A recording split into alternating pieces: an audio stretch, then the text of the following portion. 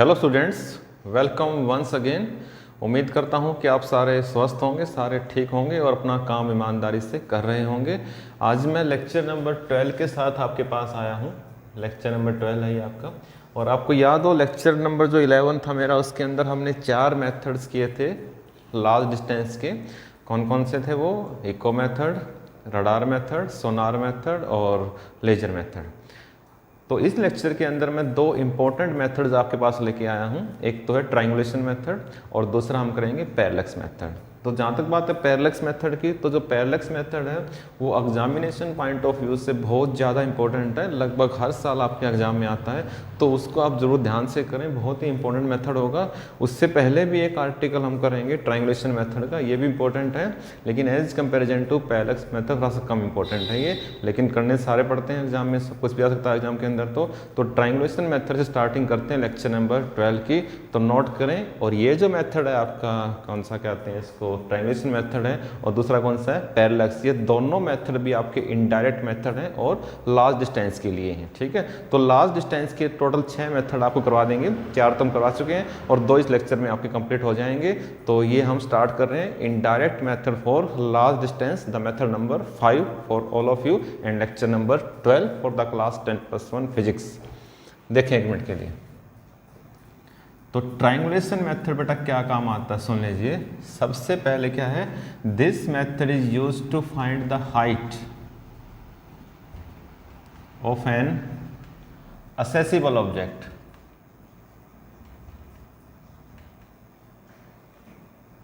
And inaccessible object.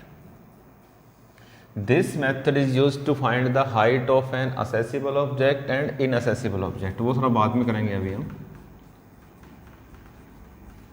Okay,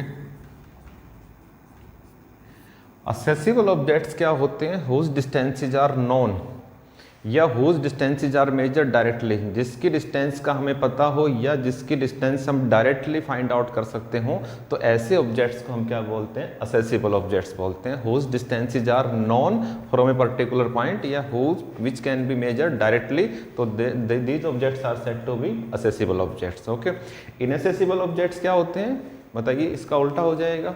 whose distances are not known from a particular point, जिसकी distance का हमें particular point से ना पता हो, तो उसको हम क्या बोलते हैं? इनअसेसिबल ऑब्जेक्ट्स बोलते हैं। या फिर जिसकी डिस्टेंस को हम डायरेक्टली फाइंड आउट नहीं कर सकते, तो these objects are said to be inaccessible objects. Okay, तो सबसे पहले हम निकालेंगे height of the accessible object. देखें एक मिनट के लिए। तो मान लीजिए बेटा एक टावर है आपके पास AB, और उसकी हाइट कितनी है? h हाइट है, और ये हाइट आपको निकालनी है। तो this method is used to find the height of the accessible object. कौन सा मेथड? Triangulation method. यहाँ पे ट्रायंगल बनेगी। तो ट्रायंगुलेशन मेथड क्या होता है बेटा? This method is used to find the height of an accessible object and inaccessible object. तो पहले हम निकाल रहे हैं height of the accessible object, and accessible objects are those objects whose distances are known from a particular point.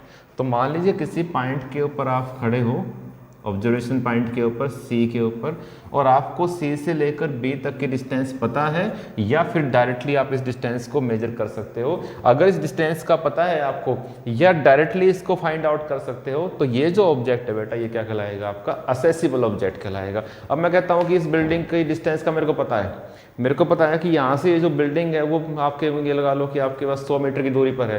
तो 100 metre की दूरी पर मेरे को पता है, तो इसका मतलब वो जो बिल्डिंग है वो मेरे लिए क्या है? असेसिबल है। ठीक है, तो ऑब्जर्वेशन पॉइंट से लेकर यहाँ तक की डिस्टेंस अगर आपको पता है, तो इसका मतलब ये जो ऑब्जेक्ट है वो कैसा ऑब्जेक्ट है? असेसिबल ऑब्जेक्ट है। और इसी ऑब्जेक्ट की हमें क्या निकालनी है? हाइट निकालनी है। ओके, आप कहाँ पर खड़े हैं? C ऑब्जर्वेशन पॉइंट पे खड़े हैं, और C पे खड़े होकर आप इसकी हाइट फाइंड कर रहे हैं।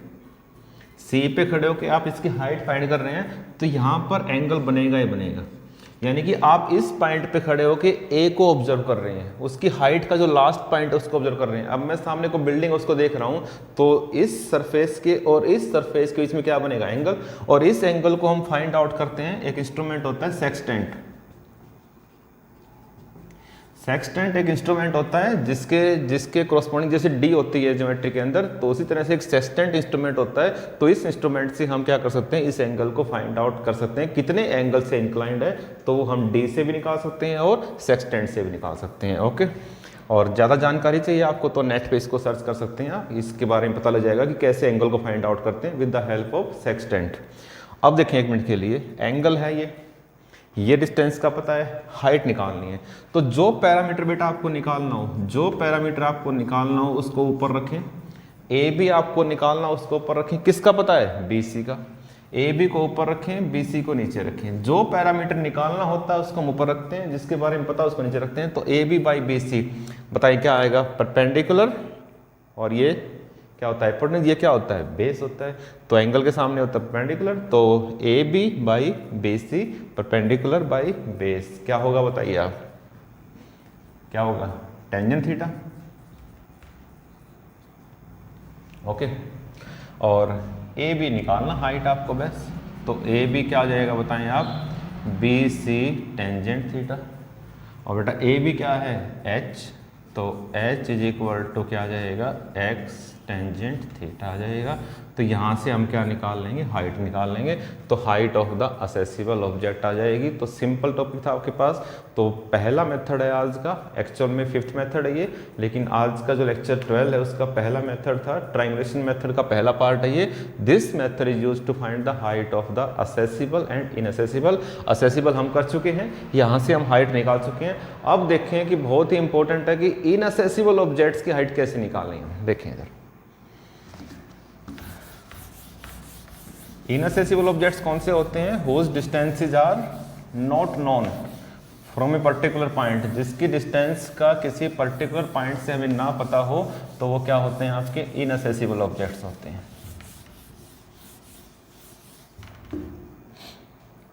तो इसी का सेकंड पार्ट था ये, लिख देता हूं मैं यहां पर आपका, height of N inaccessible object.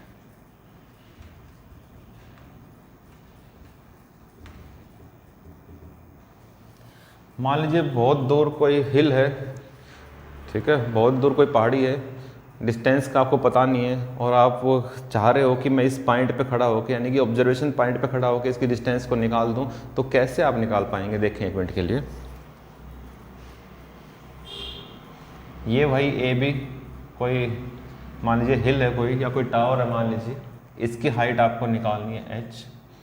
किसी पॉइंट सी पर आप खड़े हो, ऑब्जर्व कर रहे हो इस टावर को, लेकिन ये डिस्टेंस का पता नहीं है। पहले केस में तो इस डिस्टेंस का पता था आपको, लेकिन इस केस में आपको नहीं पता है। तो मान लीजिए ए के रिस्पेक्ट में, सी के रिस्पेक्ट में जो एंगल बनेगा बी के साथ, वो कितना एंगल है, मान लीजिए θ1 एंगल है। कितना एंगल है बेटा, θ1। अब थोड़ा सा आप आगे मूव करते हैं, थोड़ा सा आगे जाते हैं, सी से जाते हैं डी की तरफ, क्या डिस्टेंस है ये, एक्स, ठीक है। डी से सी तक की डिस्टेंस क्या है, एक्स। बेटा हमें हाइट टावर की निकालनी है, तो ये डिस्टेंस असेसिबल नहीं है। ये तो बेशक असेसिबल हो, लेकिन ये असेसिबल नहीं है, क्योंकि हमें टावर से मतलब है, हमें इस पॉइंट से मतलब नहीं है। कहीं आप कहो कि ये डिस्टेंस तो पता है, फिर असेसिबल हो गया है, तो असेसिबल बेटा ऑब्जेक्ट तो ये है ना, ये थोड़ी ऑब्जेक्ट है, तो पॉइंट है ये।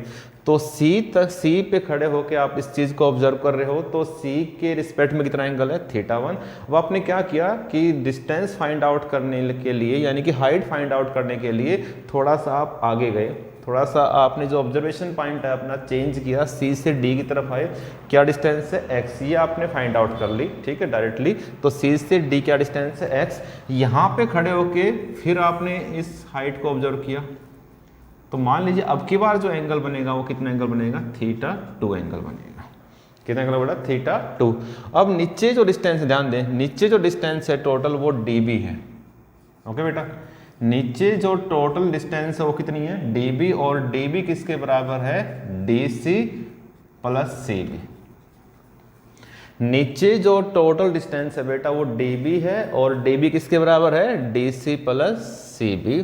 यहां से DC निकालें आप, DC, एक मिनट के लिए DC निकालें, क्या आएगा बताइए, dB माइनस CB, ठीक है।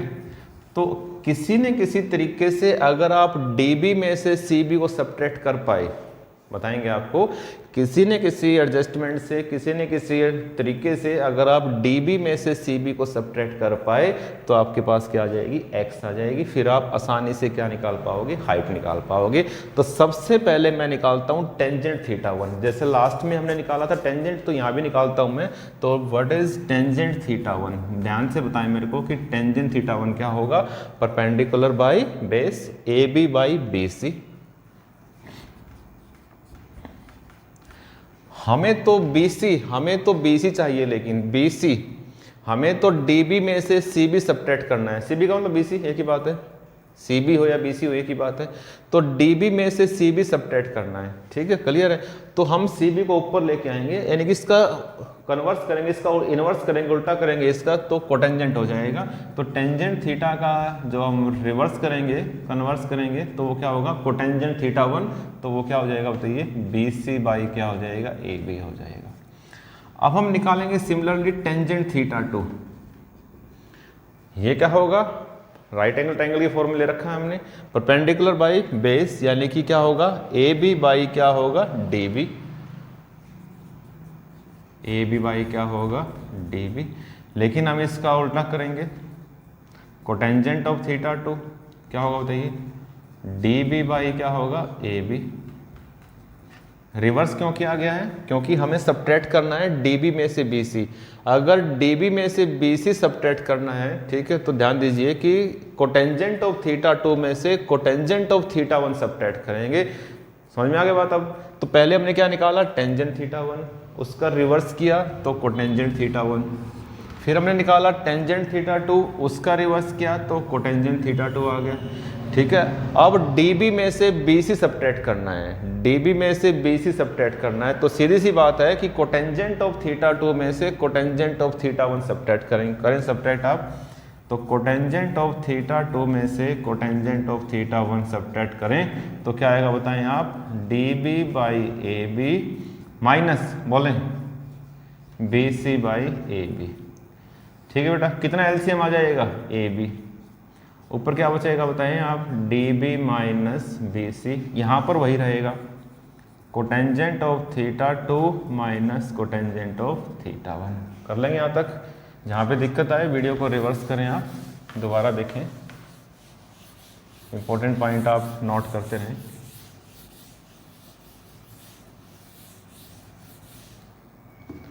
आगे cotangent of theta 2 minus cotangent of theta 1, DB minus BC, DB minus BC किसके बराबर है, DC के, DC बाई क्या हो जाएगा, AB हो जाएगा। ओके बेटा, DB माइनस BC किसके इक्विवेलेंट है, DC के, तो DC आपने लिख दिया है। आगे देखें आप, cotangent of theta 2 minus cotangent of theta 1, what is DC, X, what is AB, H। निकालने क्या है, हाइट, इधर ले जाओ, इसको नीचे ले आओ, तो H क्या आ जाएगा आपके पास, X upon cotangent of theta 2 minus cotangent of theta 1। तो यहाँ से हम क्या निकाल लेंगे, हाइट निकाल लेंगे। अगर आपको थीटा 1 का पता है, अगर आपको थीटा 2 का पता है, किससे निकालते हैं, सेक्सटेंट से।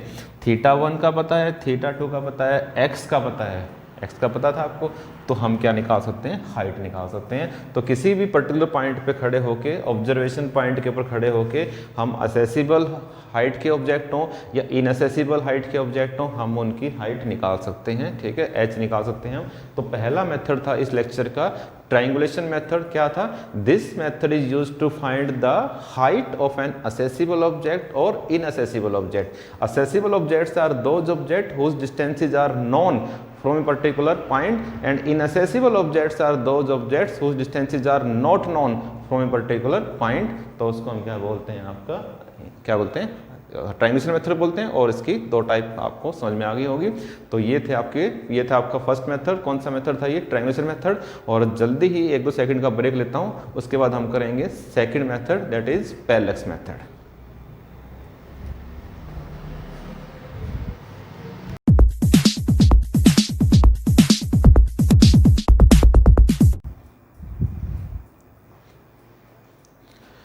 Welcome back students, welcome once again. जैसा कि आपको पता है कि ब्रेक से पहले आपको बताया था ट्रायंगुलेशन मेथड, और अब मैं आपके सामने डिस्कस करने जा रहा हूँ द लास्ट मेथड, यानी कि जो इनडायरेक्ट मेथड थे हमारे किसके लिए, लार्ज डिस्टेंस के लिए, उसी कैटेगरी का ये लास्ट मेथड है। कौन सा? Parallax method. इनडायरेक्ट मेथड्स हमने कौन कौन से किए हैं जो लार्ज डिस्टेंस के थे? इको मेथड था, रडार मेथड था, सोनार मेथड था, लेजर मेथड था, और ब्रेक से पहले हमने किया है ट्रायंगुलेशन मेथड, और उसी कैटेगरी का बेटा ये लास्ट मेथड है। कौन सा है? पैरेलैक्स मेथड है। सबसे इंपॉर्टेंट मेथड ध्यान दीजिए, इनडायरेक्ट जो कैटेगरी हम कर रहे हैं, इनडायरेक्ट मेथड जो हम कर रहे हैं लार्ज डिस्टेंस के, उस कैटेगरी में सबसे लास्ट आर्टिकल है, सबसे लास्ट मेथड है, लेकिन सबसे इंपॉर्टेंट मेथड है एग्जामिनेशन पॉइंट ऑफ व्यू से। इसको आप नोट करें। तो स्टार्ट करते हैं the last method, indirect method, parallax method.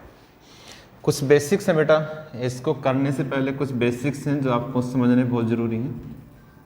पहला बेसिक है लाइट ईयर क्या होता है। ओके, लाइट ईयर बेसिकली एक यूनिट है लेंथ की। क्या होती है?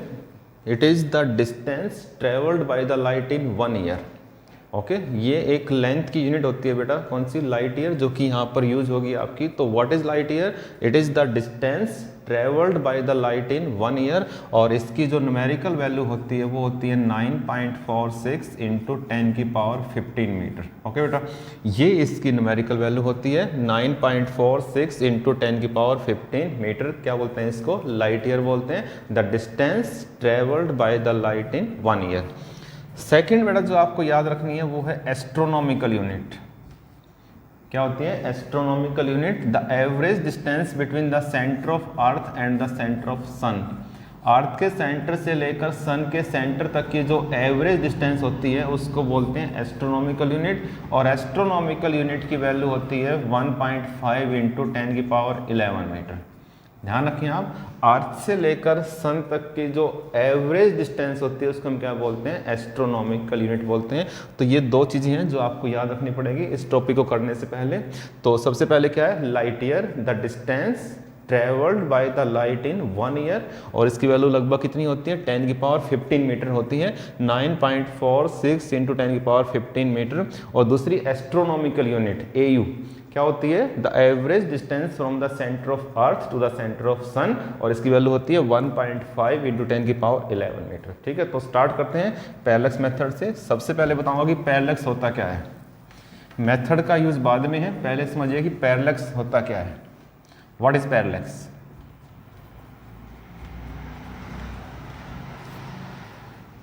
अपने मोबाइल के सामने आप बैठे हैं, टीवी स्क्रीन के सामने आप बैठे हैं, लैपटॉप के सामने आप बैठे हैं, तो एक चीज़ आप ऑब्जर्व करें।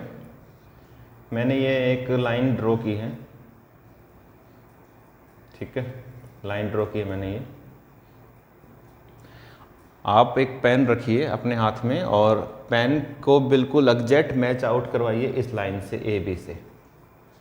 अपने पेन को बिल्कुल रखिए पैरेलल इस लाइन के AB के, ठीक है। और एक बार अपनी लेफ्ट आई क्लोज कीजिए, एक बार अपनी राइट आई क्लोज कीजिए, और इस पेन को ऑब्जर्व कीजिए, ठीक है। पहले आपको पेन रखना है, पहले आपको पेन इसके, सुन लीजिए मेरी बात ध्यान से, पहले आपको पेन रखना है इसके बिल्कुल पैरेलल, आई को क्लोज नहीं करना है। सबसे पहला स्टेप क्या होगा कि अपने पेन को रखिए इस लाइन के पैरेलल, आंखों को बंद नहीं करना है।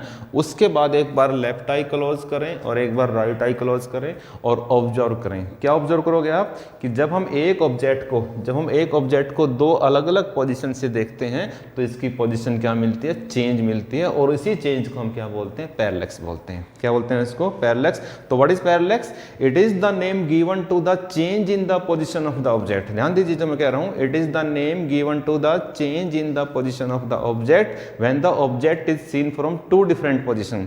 जब हम एक ऑब्जेक्ट को दो अलग अलग पोजीशन से देखते हैं, लेफ्ट से और राइट से, ये लेफ्ट या राइट ध्यान रखना आप, ठीक है, क्योंकि आप स्क्रीन में देख रहे हो, उल्टा दिखाई दे रहा होगा आपको। तो एक ऑब्जेक्ट को अगर हम दो अलग अलग पोजीशन से देखते हैं तो उस ऑब्जेक्ट की जो पोजीशन है वो क्या मिलती है? चेंज मिलती है, और इसी चेंज को हम क्या बोलते हैं? पैरेलैक्स बोलते हैं। और जो डिस्टेंस होती है लेफ्ट और राइट पोजीशन के बीच की, उसको हम बोलते हैं बेसिस। क्या बोलते हैं इसको, बेसिस बोलते हैं। क्लियर है बेटा, ठीक है। तो सबसे पहला आपका जो बेसिक कंसेप्ट है उसके अंदर मैंने बताया कि लाइट ईयर क्या होता है, distance travelled by the light in 1 year. उसकी वैल्यू होती है 9.46 इंटू 10⁻15 मीटर। दूसरा बताया मैंने आपको कि एस्ट्रोनॉमिकल यूनिट क्या होती है, एवरेज डिस्टेंस होती है सेंटर ऑफ अर्थ से लेकर सेंटर ऑफ सन तक की 1.5 इंटू 10⁻11 मीटर होती है। और फाइनली मैंने बताया कि पैरेलैक्स क्या होता है। What is parallax? बेटा हमने अभी पैरेलैक्स मेथड स्टार्ट नहीं किया है, उसका सिग्निफिकेंस अभी आपको बताया नहीं है, लेकिन पैरेलैक्स जरूर बता दिया आपको कि पैरेलैक्स होता क्या है। तो पैरेलैक्स क्या होता है कि when any object is seen from 2 different position, जब हम एक ऑब्जेक्ट को 2 अलग अलग पोजीशन से देखते हैं, the position of the object changes, ठीक है, विद रिस्पेक्ट टू बैकग्राउंड। जो पोजीशन है ऑब्जेक्ट की वो क्या होती है, चेंज होती है, तो उसको हम क्या बोलते हैं, पैरेलैक्स बोलते हैं। तो किसको नाम दिया गया है बताइए, पैरेलैक्स किसको नाम दिया गया है? It is the name given to the change in the position of the object. Parallax नाम दिया गया है change in the position of the object को, कब? When the object is seen from 2 different positions. Okay, और ध्यान दें इसके अंदर इसका यूज कहाँ पे है, देखें इधर पैरेलैक्स मेथड का यूज कहाँ पे है, क्योंकि हम लेंथ मेजरमेंट के मेथड कर रहे हैं, तो सीधी सी बात है कि लेंथ मेजरमेंट में यूज होगा इसका। तो this method is use to find the distances of the stars. कौन से stars? Nearby stars which are less than 100 light years away from the surface of earth. ध्यान दें एक मिनट के लिए, away from the surface of earth. Okay बेटा, this method is use to find the distances of the stars. Stars कौन से? Nearby star. Nearby star किसको नाम दिया गया है? हमारे जो नजदीक स्टार हैं उस किसको नाम दिया गया है? जो अर्थ सरफेस से 100 लाइट ईयर से कम डिस्टेंस पर है। जबकि मैंने बताया 2 मिनट पहले आपको कि लाइट ईयर कितना होता है, 9.46 10⁻15 इंटू 100, तो थोड़ा सा इससे कम जो डिस्टेंस पर, ये भी बहुत ज़्यादा, 10⁻15 इंटू 100 10⁻17, और ये भी लगभग 10 के बराबर है, तो लगभग अप्रोक्सीमेटली 10⁻18 किलोमीटर बहुत दूर है। 10⁻18 किलोमीटर बहुत दूर है, लेकिन इस डिस्टेंस से थोड़ा सा कम, जस्ट कम, उसको उसका नाम दिया गया है, नियर बाय स्टार का नाम दिया गया। ठीक है, तो इस डिस्टेंस से थोड़े से कम डिस्टेंस पे जो स्टार्स हैं उसको किसका नाम दिया गया है? नियर बाय स्टार्स का नाम दिया गया उसको। तो पैरेलैक्स मेथड का यूज क्या है, सुन लीजिएगा, नोट कर लीजिएगा। This method is use to find the distances of the nearby stars, distances of the nearby stars which are less than 100 light years away from the surface of earth, जो earth surface से 100 light years से कम distance पर है, यानी कि approximately 100 light years तक की distance find out करता है। ये मेथड कौन सा मेथड है? पैरेलैक्स मेथड है, ध्यान रखें। तो ये आपका नियर बाय स्टार है, ये बेटा अर्थ की 2 पोजीशन है, ए और क्या है, बी। ठीक है, और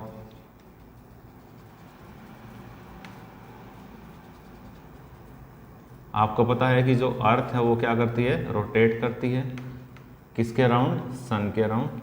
ये मान लीजिए सन है, यस, तो अर्थ क्या करती है? सन के अराउंड रोटेट करती है। किसी टाइम पर अर्थ मान लीजिए कहाँ पर है? ए पर है, और आफ्टर 6 मंथ अर्थ कहाँ पर है? बी पर है। तो अर्थ की पोजीशन क्या होती रहती है? चेंज होती रहती है with respect to sun. Okay, ध्यान दीजिए आप। और ये क्या आपके पास? नियर बाय स्टार्स है। तो what is that method? This method is used to find the distance. Distance an हो सकती है, डिस्टेंस bn हो सकती है। फिर देखें आप, this method is used to find the distance of the nearby stars. Nearby stars कौन से होते हैं बताइए? Which are less than 100 light years away from the surface of earth. तो ये अर्थ है, तो अर्थ सरफेस से ये डिस्टेंस कितनी है? 100 लाइट ईयर्स से थोड़ी सी कम, 100 लाइट से मान लीजिएगा। तो ये डिस्टेंस निकालने का काम आता है मेथड, an निकालने का काम आता है या फिर bn निकालने का काम आता है। ओके, ध्यान रखें आप। और 2 पोजीशंस के रिस्पेक्ट में ये जो एंगल बनेगा, 2 पोजीशंस के रिस्पेक्ट में ये जो एंगल बनेगा थीटा, इसको हम बोलते हैं पैरेलैक्स एंगल। क्या बोलते हैं बेटा? इसको पैरेलैक्स एंगल बनते हैं। 2 अर्थ की जो 2 पोजीशंस हैं उसके रिस्पेक्ट में ये जो एंगल बनेगा उसको हम क्या बोलेंगे? पैरेलैक्स एंगल बोलेंगे। एक चीज आपके दिमाग में आई होगी कि हमने नियर बाय स्टार की जो पोजीशन है उसको चेंज क्यों नहीं दिखाया है। मैंने बताया था कि एक ऑब्जेक्ट को अगर 2 अलग अलग पोजीशन से आप देखते हो तो इसकी पोजीशन क्या मिलती है? चेंज मिलती है। मैंने यहाँ पर चेंज दिखाया नहीं है। क्यों नहीं दिखाया? क्योंकि ये जो चेंज होगा, ये जो चेंज होगा as comparison to this distance, ये इस डिस्टेंस के कंपैरिजन में ये जो चेंज होगा वो काफ़ी स्मॉल चेंज होगा, यानी कि ये चेंज क्या हो जाएगा, ऑलमोस्ट नेग्लेक्ट हो जाएगा as comparison to the distance between the earth and the nearby star. ठीक है, यानी कि अर्थ और नियर बाय स्टार की जो डिस्टेंस है वो बहुत ज़्यादा है as comparison to the change in position. आप मून को देखते हो इंडिया में, वहीं पर दिखता है। ठीक है, काफ़ी दूर जाके देखोगे, पाकिस्तान में और कहीं देखोगे, वहीं पे लगेगा आपको। ठीक है, तो नियर बाय स्टार की जो पोजीशन है वो ऑलमोस्ट क्या होती है, चेंज तो होती है, लेकिन इतनी चेंज हम उसको ऑब्जर्व नहीं कर पाते। यानी कि ये जो डिस्टेंस है, इस डिस्टेंस के कंपैरिजन में जो नियर बाय स्टार की पोजीशन है वो ऑलमोस्ट बहुत ही स्मॉल चेंज होती है, तो उसको हम नेग्लेक्ट कर देते हैं। तो वही बात है, फिजिक्स में क्या होता है कि जो काफ़ी स्मॉल क्वांटिटीज हैं as comparison to higher one, उसको हम नेग्लेक्ट कर देते हैं। ठीक है, ध्यान रखें आप। तो ये कौन सा एंगल होगा आपका, पैरेलैक्स एंगल होगा आपका। तो what is that method, this method is used to find the distances of the nearby stars. कौन से नियर बाय स्टार्स है बेटा, which are less than 100 light years away from the surface of earth. अब ये angle निकाल लें, ये angle निकाल लें, कैसे निकालेंगे, यहाँ से ड्रा करें परपेंडिकुलर। ओके, यहाँ से हमने क्या ड्रॉ कर दिया, परपेंडिकुलर, और किसी इंस्ट्रूमेंट से हमने क्या निकाल लिया एंगल, मान लो θ1 है, तो जो θ1 यहाँ पर होगा वही θ1 यहाँ पर होगा। सीधी सी बात है, अगर ये एंगल आपको कैलकुलेट करना है तो यहाँ से क्या ड्रॉ करोगे, परपेंडिकुलर ड्रा करोगे, तभी तो एंगल फाइंड आउट कर पाओगे। और सिमिलरली यहाँ से भी क्या ड्रा करोगे, परपेंडिकुलर। ये θ2 होगा तो ये भी क्या होगा आपके पास, θ2 होगा। और एंगल पता ही है क्या होता है बेटा आपको, θ1 plus θ2। What is angle, arc by radius. Arc क्या आपके पास, ए बी। आर्क क्या बेटा आपके पास, ए बी। एंगल होता है आर्क बाई रेडियस। रेडियस कौन सा होगा, या तो ए एन या फिर बी एन। ए एन लिख देता हूं मैं। किस चीज के मेथड है बताइए बेटा, डिस्टेंस के मेथड है। अर्थ सरफेस से नियर बाय स्टार, यानी कि ए एन निकालना है आपको। तो ए एन क्या आ जाएगा बताइए आप, ए बी अपॉन क्या आ जाएगा, θ1 प्लस θ2। और अगर आप डायग्राम देख पा रहे हो तो ए बी किसके बराबर है, A S plus S B. A B क्या है यहाँ पर, पोजिशन है किसकी, अर्थ की। फर्स्ट 6 मंथ में मान लो अर्थ ए पर है, तो अगले 6 मंथ में कहाँ पर होगी, अर्थ बी पर होगी। तो अर्थ रोटेट करती रहती है किसके अराउंड, सन के अराउंड। और मैंने बताया था कि अर्थ से लेकर सन तक की डिस्टेंस, अर्थ से लेकर सन तक की डिस्टेंस क्या होती है, एस्ट्रोनॉमिकल यूनिट। अर्थ से लेकर सन तक की डिस्टेंस क्या होती है, एस्ट्रोनॉमिकल यूनिट। तो 1 एस्ट्रोनॉमिकल यूनिट, 1 एस्ट्रोनॉमिकल यूनिट। तो ये जो डिस्टेंस होगी ए बी, ये क्या कहलाएगी आपकी, 2 एस्ट्रोनॉमिकल यूनिट कहलाएगी। तो एक रिजल्ट और आएगा आपके पास कि ए एन क्या आएगा आपके पास, 2 एस्ट्रोनॉमिकल यूनिट अपॉन θ1 प्लस θ2। तो ये आपकी नियर बाय स्टार्स की क्या हो जाएगी, डिस्टेंस हो जाएगी। और ये क्या हो जाएगा आपका, पैरेलैक्स मेथड हो जाएगा। तो रिक्वेस्ट करता हूँ सभी स्टूडेंट्स से, जो भी देख रहे हैं उनसे रिक्वेस्ट करता हूँ कि कम से कम पैरेलैक्स मेथड को 5 बार जरूर देखें आप, इसकी बेटर अंडरस्टैंडिंग के लिए, अच्छे से समझने के लिए, अपने इंप्रूवमेंट के लिए इस मेथड को कम से कम 2-3 बार आप जरूर रिपीट करें, तभी आपको ये समझ में आएगा कि जो ए एन है वो 2 एस्ट्रोनॉमिकल यूनिट अपॉन θ1 प्लस θ2 आएगा। ओके, एक पॉइंट और है इसके अंदर कि this method is not used for distances more than 100 light years away. ये जो मेथड है वो ग्रेटर देन 100 लाइट ईयर्स के लिए सुटेबल नहीं है, सिर्फ लेस देन 100 लाइट ईयर्स के लिए सुटेबल है। और जो लेस देन 100 लाइट ईयर्स है उसको हम बोलते हैं नियर बाय स्टार। क्या बोलते हैं, नियर बाय स्टार। और जो ग्रेटर देन 100 लाइट ईयर्स है उसको हम बोलते हैं फार ऑफ स्टार। क्या बोलते हैं इसको, फार ऑफ स्टार। बेटा इससे दूर हम जाएंगे, इससे दूर हम जाएंगे तो जो पैरेलैक्स एंगल है वो इतना स्मॉल हो जाएगा कि उसको कैलकुलेट करना आसान नहीं रहेगा। सिर्फ 100 लाइट ईयर्स तक हम पैरेलैक्स एंगल को कैलकुलेट कर सकते हैं। उसके बाद जो पैरेलैक्स एंगल है, जो डिस्टेंस बढ़ती जाएगी, पैरेलैक्स एंगल इतना स्मॉल हो जाएगा कि इसकी जो प्रैक्टिकल लिमिटेशन है हमारी, तो उस प्रैक्टिकल लिमिटेशन के चलते हुए हम इसको कैलकुलेट नहीं कर पाएंगे। तो जो पैरेलैक्स मेथड है वो सिर्फ सुटेबल है किसके लिए, 100 लाइट ईयर्स के लिए सुटेबल है, उससे ज़्यादा सुटेबल नहीं है, क्योंकि प्रैक्टिकल लिमिटेशन है, हम वहाँ तक जो एंगल है, इतना स्मॉल एंगल अभी कैलकुलेट नहीं कर पाए हैं हम, तो ये मेथड आपका फिजिबल नहीं होगा, वहाँ पर सुटेबल नहीं होगा मैम आपका। तो इसी उम्मीद के साथ कि जो आपके जो इनडायरेक्ट मेथड हैं 6 के 6 आपको समझ में आ गए होंगे, आपने नोट कर लिए होंगे, अपनी फेयर नोटबुक में कर लिए होंगे। और कहीं पर कोई दिक्कत हो तो आप उसको सारे के सारे जो आपके लेक्चर्स हैं इसके इनडायरेक्ट मेथड मेजरमेंट के, आप उसको आप दोबारा से रिवाइंड करें, दोबारा से उसको आप देखें। तो ये यहाँ पर मैं आपका जो लेक्चर है यहीं पर आपको कंप्लीट करता हूँ, यहीं पर आपसे विदा लेता हूँ।